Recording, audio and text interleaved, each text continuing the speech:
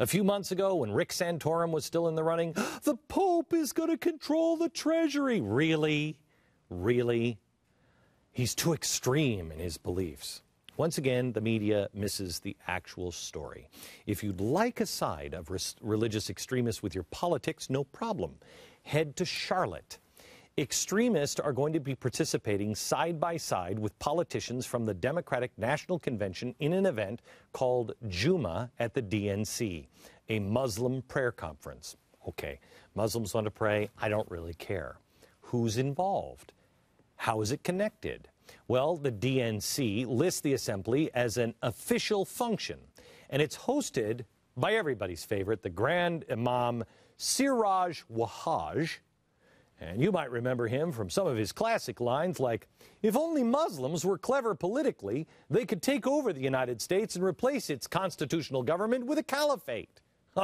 And who could forget this super classic? You know what this country is? A garbage can. It's filthy. But don't worry, because that's the old classic Siraj. He's now a changed man. I don't know what his turning point was, but he now calls himself a moderate Muslim. Remember, nothing to see here, folks. The DNC says the leaders of the program are typical of the DNC community. Really? We're 11 years removed from this generation's Pearl Harbor. And are we now denying the Japanese were involved? Unrepentant Japanese? Because that's what this is. Can you imagine Harry Truman, or Adlai Stevenson for that matter, having a prayer breakfast with an unconquered, unrepentant, and refusing to take any responsibility for the bombing Japanese? I don't think so. But Glenn, these are all moderate Muslims. It's sponsored by the Bureau for Indigenous Muslim Affairs. Really? These are Americans who believe in the Constitution and Founding Fathers, they'll tell you. Are they?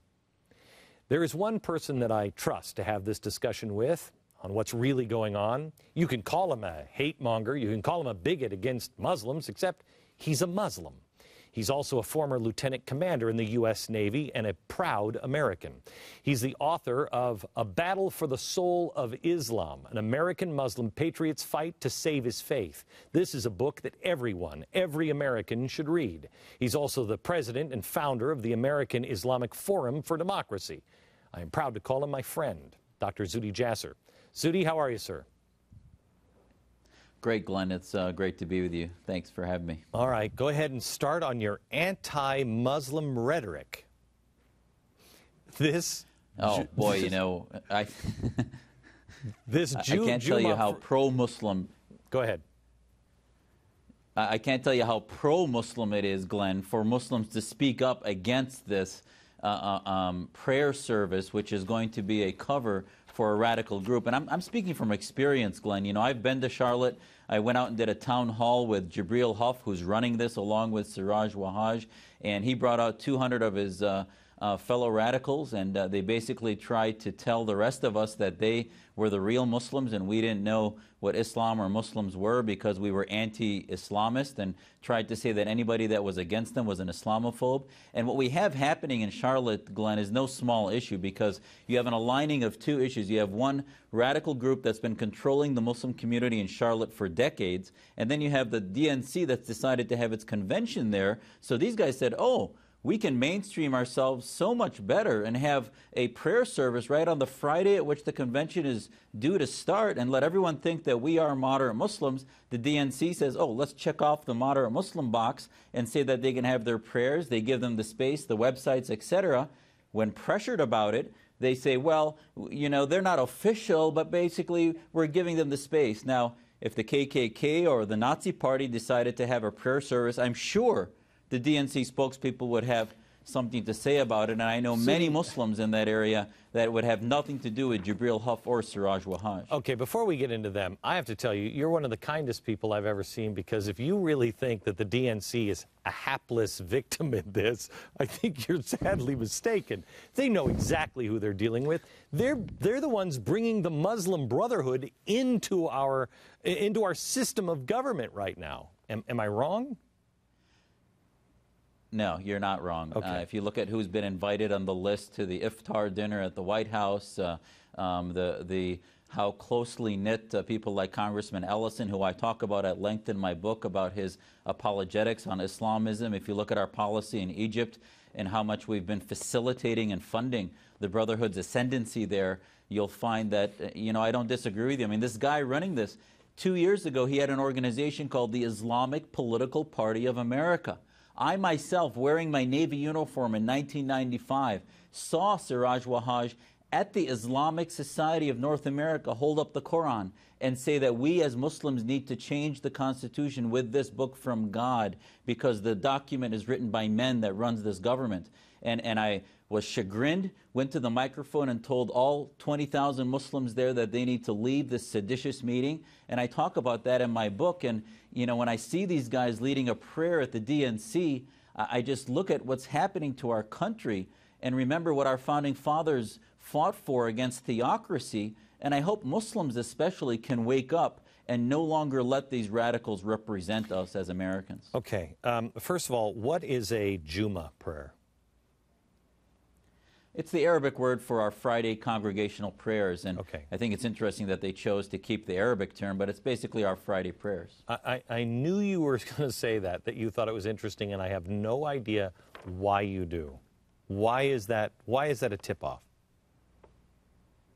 Well, because the supremacist mindset, Glenn, is to say that, for example, I say I believe in the God of Abraham. The Islamists say they believe in Allah, like they make it as if we pray to somebody else, that we don't believe like the Christians and the Jews, and they want to separate us out. So whenever they try to have a function, they'll put in an Arabic word, transliterate it into English letters, and make it seem like it's some foreign thing, rather than saying it's like Sunday church services, or Saturday Sabbath, or Friday Sabbath services, etc. And it's simply our congregational prayers, and that's what I call it and tell my children we're going to do on Friday. Okay, I know that the Blaze is working on another follow-up story on this for tomorrow, but can you give me who these two guys are, Wahhaj and Hoth, in a nutshell? Do you know, they say they're moderate Muslims now. I mean, we've read the Muslim Brotherhood literature. That's exactly what they say to say. Do you know of any turning point? Who are these guys? Well, this is the issue. We can't judge them based just on their prayer services, which they're free to do. As politicians, as theocrats, they have a long history of very radical ideas. Jibril Huff himself ran the Islamic Political Party of America, has said yesterday, actually, on Channel 9 in Charlotte, he told the reporter that American soldiers are the insurgents in Afghanistan and Iraq while the Muslims were defending their homes. I mean, here you have this guy who's running this thing saying that American soldiers are the enemies of Muslims. I mean, that's probably what Nidal Hassan thought. And if you look at Siraj Wahhaj, he was an unindicted co-conspirator in the 93 bombing of the World Trade Center. He was a character witness for the blind sheikh. Andy McCarthy has talked about him, significantly. And then I saw him talk about changing this government. He's a leader in the CARE organization, CARE, the Council on American Islamic Relations. He's being given an award by them in the next month, along with Dennis Kucinich, another great moderate thinker. But at the end of the day, these are part of the Islamist Muslim Brotherhood legacy groups in America. Okay. I've known you. You've been on the show since I first started, I think, on CNN. You've been one of the only guests that have been on, all of the iterations of the Glenn Beck program. As you look at where we've gone here, Zuhdi, and I have seen you not taken seriously by journalists because of people like CARE, et cetera, et cetera. They tried to dismiss you on Capitol Hill, and you never go away because you have so much credibility.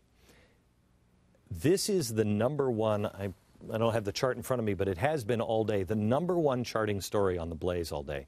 The mainstream media has completely missed this. What is the main takeaway that you get from the mainstream media not paying any attention to this story at all? What does it tell you about the health of our republic? Well, it tells me that we've lost vision. We've lost a sight of, we've allowed our country to be divided by a polarity of partisan bickering while we lose the long-term goal of what it means to be free, what it means to be a liberal society. And we're forgetting that these little battles that we have in Charlotte, or that I've been fighting, as I wrote in my book, that you know, most of the story in the book came because of many of the platforms you've given me, Glenn, and I talk about that in the book. And at the end of the day, people like you are the people that allow us to explain to America that it's not just about the elections every cycle, it's not just about the next 2 months, but the long-term process of what's happening with Muslims in America, the battle within the mosques, within organizations, the battle within Europe about the identity of the West and the free societies versus Islamists, the battle within the Middle East of political Islam versus the liberal Muslims. And they're not going to win this if we push and help the liberal Muslims. But if we help the Brotherhood and others, we're going to lose to these 57 countries that are Muslim majorities, and the republic that we know will not be the way it was formed to be at the Founding Fathers. Zuhdi, thank you so much. We'll talk again, my friend. Back in a second.